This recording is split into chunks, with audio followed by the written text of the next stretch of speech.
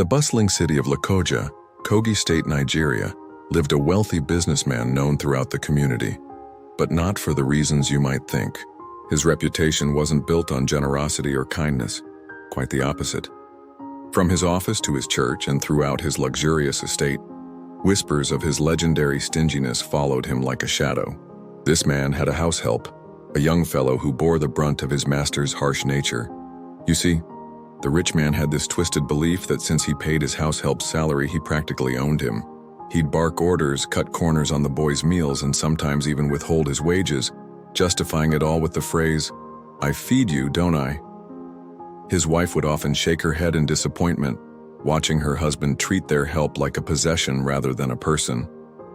But that's just how things were in that household, cold, calculating, and devoid of compassion. Then came that fateful night, the night that would change everything. A group of armed robbers broke into the mansion. They weren't your typical thieves. They had a peculiar way of operating. After looting the house of its valuables, they gathered the family in the living room. The leader of the gang made an unusual announcement. They would spare the rich man's life, but only if someone, anyone, could speak genuinely about his kindness. The silence that followed was deafening. His wife looked away, his relatives present that night shifted uncomfortably, and even his business associates who happened to be visiting remained mute.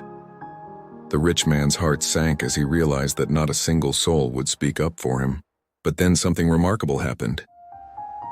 The house help, the very person he'd treated the worst, stepped forward. With clear eyes and a steady voice, he spoke of times when his master had provided him employment when he desperately needed it, how he had a roof over his head, and how, despite everything, the man had never physically harmed him. The robbers, true to their word, spared the rich man's life and left. Later that night, still shaken, the rich man asked his house help, "Why? Why did you speak up for me when I've been nothing but cruel to you?" The house help's response was simple yet profound. "Sir, I was taught never to reward evil with evil. Your cruelty doesn't justify wishing death upon you. Perhaps now you'll understand that kindness exists even where you least expect it." This story teaches us several powerful lessons. First, wealth without kindness is meaningless. Second, our true character is revealed in how we treat those who work for us. And most importantly, sometimes the greatest lessons in humanity come from those we least expect to teach us. In the end, the rich man was transformed by this experience, realizing that true wealth lies not in what we possess, but in how we treat others. And sometimes it takes looking death in the face to understand the real value of kindness. Hey there! You know those moments when a story just hits different? When it feels like someone out there really gets what you're going through? That's exactly what we aim for with every story we share. If our stories have touched your heart, made you smile, or maybe even changed your perspective a little, then we're doing something right.